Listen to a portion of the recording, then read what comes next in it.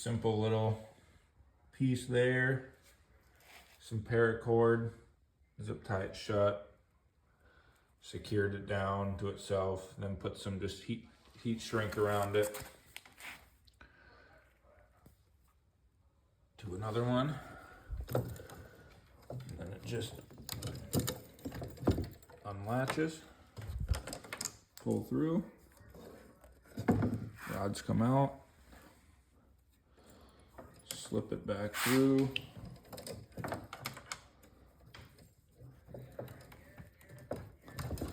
boom. Just a little added security on it while you're traveling down the ice.